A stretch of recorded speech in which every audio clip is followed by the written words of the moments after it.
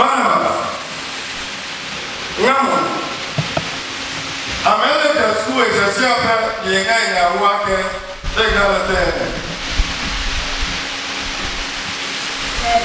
They got a self-fan, they got a self-fan.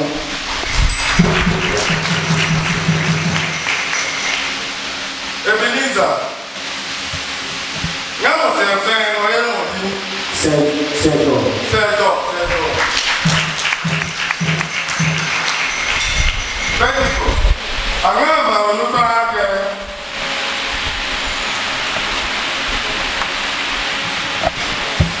my Oluka, Roman, and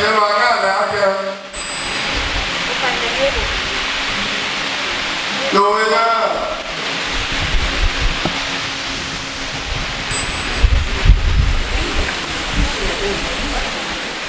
okay, we need that one.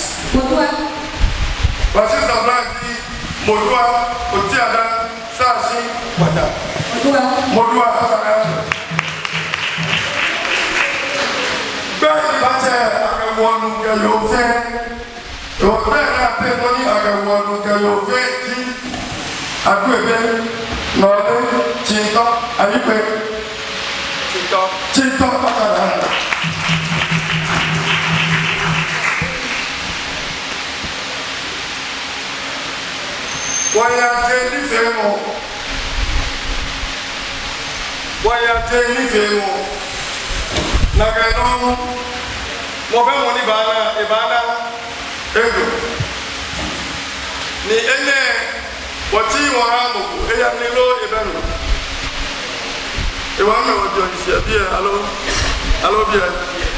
Bien. eduba je ni fe mo kusun e ko ti ashi e ye me lo e ba no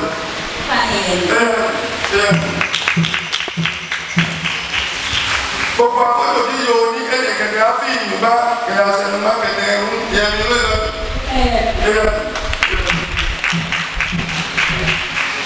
Kẹ́bí afẹ́kọ̀ọ́ ọ̀bùrádọ̀ kò tẹ̀ ní ìyàwó etí sàbẹ̀ ìyẹ̀mí ló lọ.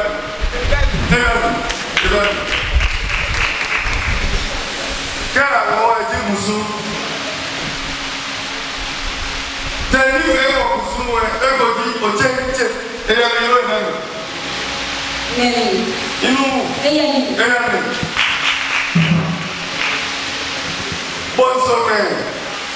Bọ́nsọ̀mẹ̀. Èyí kò sún náà fi àhà ọ̀bùráyò kẹ́ ọ̀bùráyò. Eya ni yóò nani. Eya ni. Wọ́n bá tọ́ ọ̀kẹ́ náà wọ̀ wọ́n yìí pẹ̀. Wọ́n kẹ́ ní ìtú ní yẹ̀bi yẹ.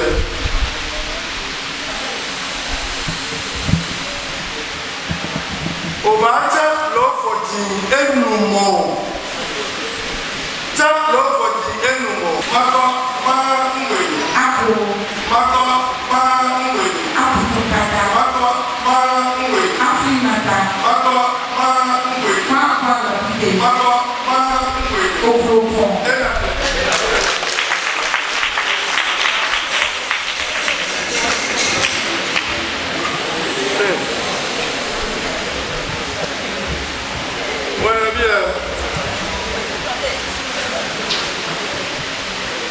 Wọ́pẹ́ wọlé ẹni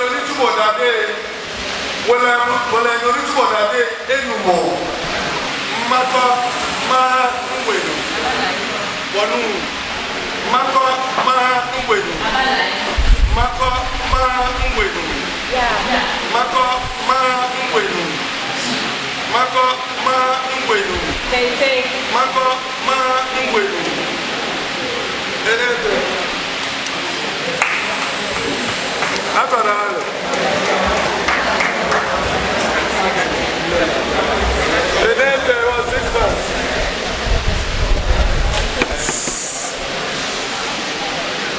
The money was you have to this to fight. Why here? Why just sumlinieri enumo. Wala. Mako ma ingwedu. Mako ma ingwedu. Mako ma ingwedu. Mako ma ingwedu. Mako ma ingwedu.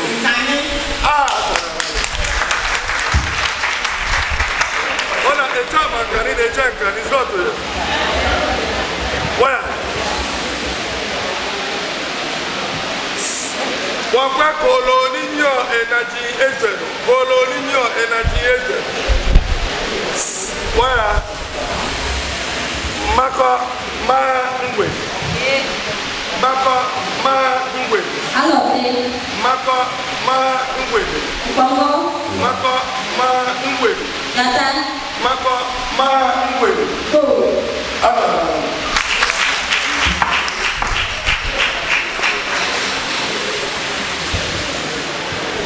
Wọ́n pẹ́ múlọ enitúmọ̀dàdé enu makọ máa ń wè makọ máa ń wè makọ máa ń wè makọ máa ń wè makọ máa ń wè.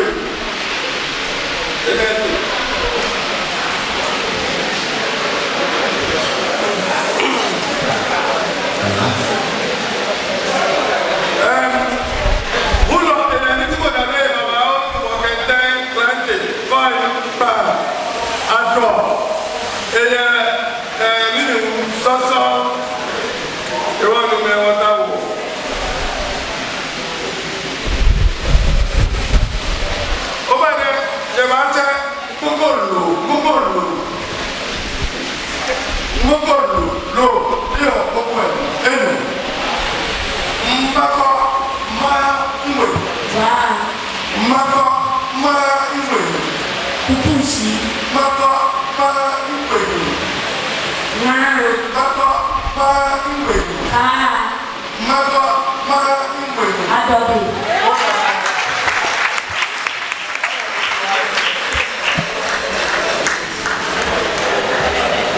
Yo, hana obi tabagere no ruba yo bie. Ezo me ake, wode absolutely. Africa bi na mle, mai enyo ke eta. Right na mle, mai enyo ke enyo. Technical na mle, mai enyo ke pan. So da kanta na mle, mai enyo ke lehu. Apostolic na mle, mai enyo ke eta. Method na mle, mai ete.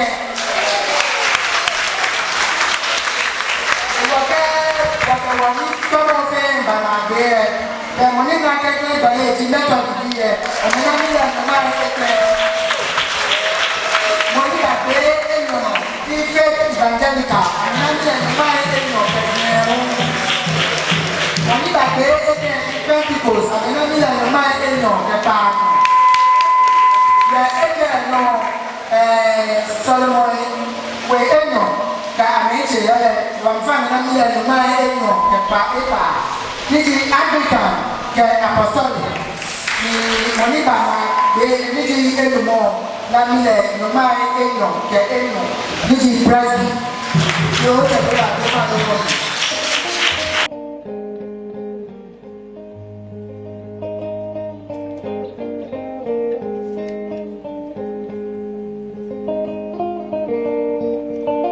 Thank you.